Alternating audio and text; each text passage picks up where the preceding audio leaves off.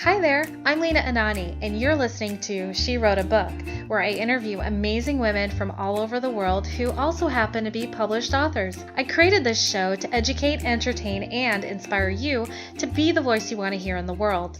Now let's get started. You are listening to episode number 81 of She Wrote a Book, and today I'm interviewing Roxanne Fawley, author of the book But I Liked It and Other Lies, Overcoming the Shame of Sexual Abuse.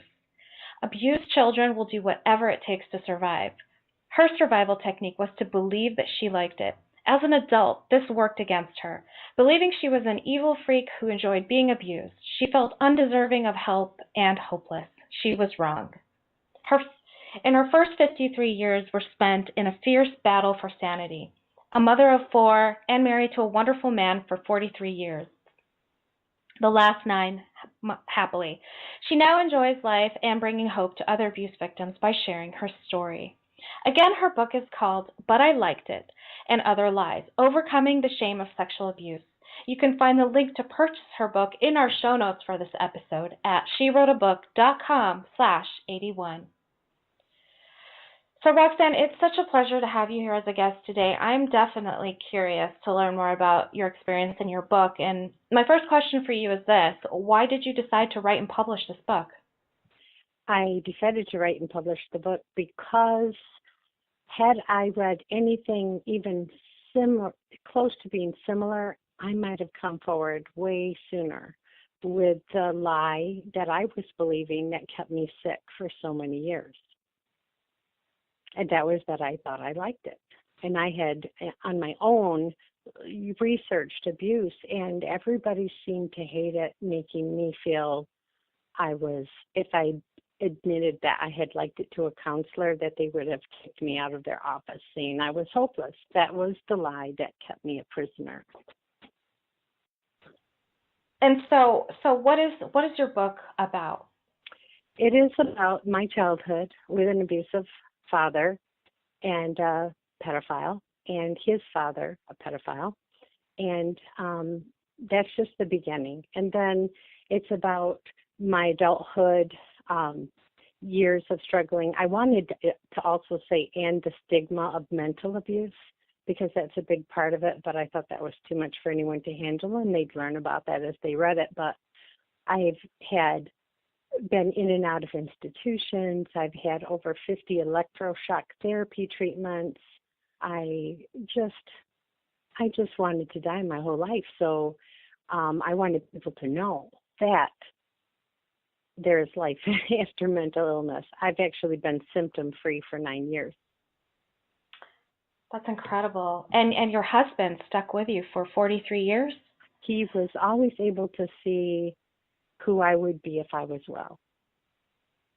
That's what one of my daughters asked him, Dad, if you knew what Mom would have put you through, would you have married her? And he said, I loved her that much. I would have. And he didn't even, she said he didn't even hesitate. So that's amazing. Yeah, he has always loved me. What a blessing. I know. I've been really, wow. I mean, I had a monster for a father, but I have had the most wonderful husband, and my children got to have the most wonderful father, so I feel blessed. How are people receiving your book? That's the best part. Everybody that knows me is relieved that I'm doing so well. My mother was all for it, and the best part is, from as young as 14 years old to in their 80s, people have come forward saying how helpful it's been. This one lady at a conference, she was in her 80s, and she said she had never told anyone until she told me that she'd ever been molested, because of the fact that she thought, since she responded with physical pleasure, that she was awful. And it was just such a relief to her to hear someone say it. And how did it make you feel when someone came up to you and said that? That I had done the right thing. Because I did not want to write the book. And people sometimes think, oh, so that must have been healing for you to write the book. And I said, no, I was healed And then I wrote the book. Really, I would never have been able to write the book as a healing process. No, I was completely well for about 5 years, and then I wrote the book. How did you manage keeping yourself together as you had to tap into the past? Well, thankfully, I went through 9 years ago. The reason why I've been well for so long and so consistently is I went through a therapy called DBT, Dialectic Behavioral Therapy, through Interactive Kalamazoo. And it is a year-long commitment process, and they have like a 95% success rate of people not being re-hospitalized, not harming themselves, it's amazing. And after I graduated the 1 year, then I went through 10 weeks of PTSD therapy, which was the hardest thing I ever went through in my life. But after that, I am able to talk about any part of my past without it triggering going back into the past. I'm removed from it. It's over. And that therapy was so amazing. You had to go through every sight, smell, sound, and memory, and they taped it. And my homework was I had to listen to it every single night. And although I could barely get through the sessions, I wanted to die on the way to the sessions. After listening to each therapy session, I tell you, I cheated like 9 out of 10 times and didn't listen the last 6th or 7th day of the week because I was bored. It desensitized me to what happened to me in a way that I can now talk about it without visiting it and feeling it and being re-traumatized. I'm no longer re-traumatized. Do you recommend this path in your book? Oh, I sure do. And Interact read the book, and they let me use their name in the therapy, because it's amazing. And I've had 3 other people, I've recommended 3 other people go through the therapy, and they've had the same results. It's wonderful. And it's not just in Kalamazoo, it's all over the world. It's an amazing therapy. But it's intense. It is intense. But if you want to get well, I recommend it. And you know what? I'm not on medication now. All these years, all I usually got were the side effects of the medication, but they kept pumping me with them because, that's what they do. But it was all from believing lies. My sickness, there are mental illnesses that need medication and are helped by medication, and I'm not proposing that anyone go off their medication, but I personally never, the only reason I submitted to the electricconvulsive therapy treatment was because I thought there was the chance they would kill me. And it's the truth. And because there's always a risk when you go under a general anesthesia, and every treatment you had to go under a general, I was that, well, maybe I won't wake up. It's the only reason. So no medicine had ever helped me. What helped me is learning the truth about the abuse.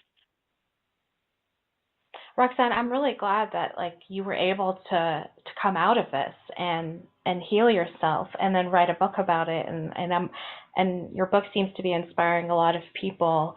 I know you're doing something special with the proceeds of the sales of your book. Can you tell us a little bit about it?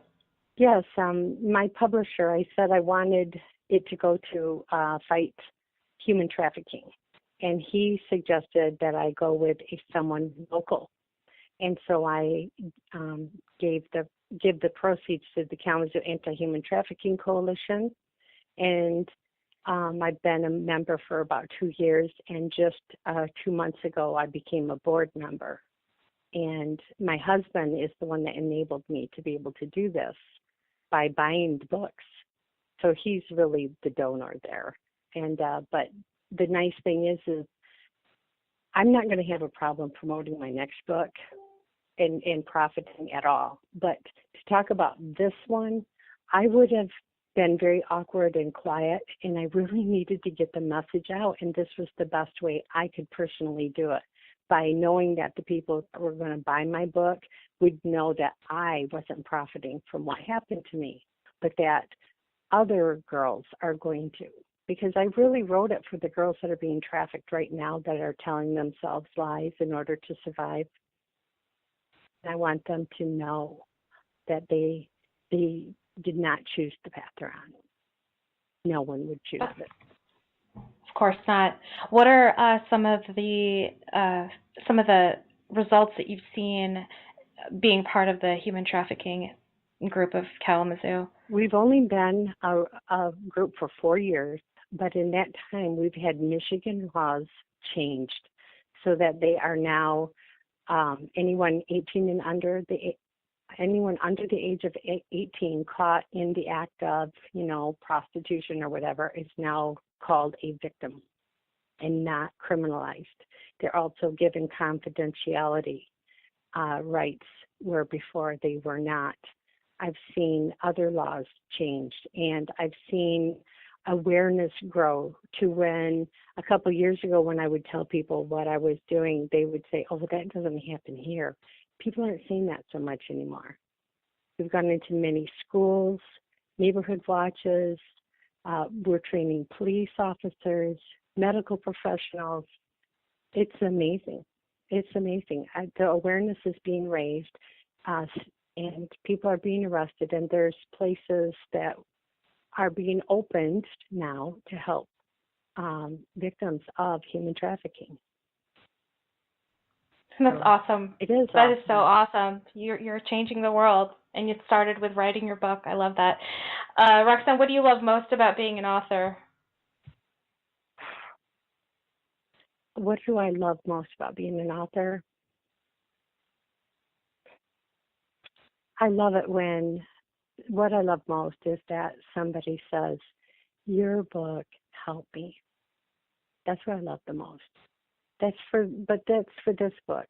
Honestly, Lena, I never wanted to be a writer. I wouldn't even read books in school because every book you read had to have a book report, and I didn't like the work. So I only journaled when I was forced to in the hospitals, and it's just not ever been part of me. But I now do like to write, and I like to tell stories, and I like to entertain, and my next book will be more entertaining. Wonderful. Roxanne, thank you so much. I'm learning to love it, yeah.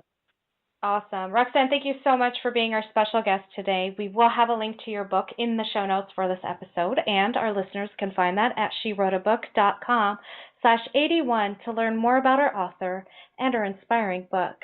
Thanks again, Roxanne. Thank you, Lena. Thank you for listening to She Wrote a Book. If you enjoyed this episode, then subscribe now so you can automatically get access to all new episodes, and feel free to share your inspired thoughts with us in the comments too. I'd love to hear from you. Until then, may you always feel good and make magic.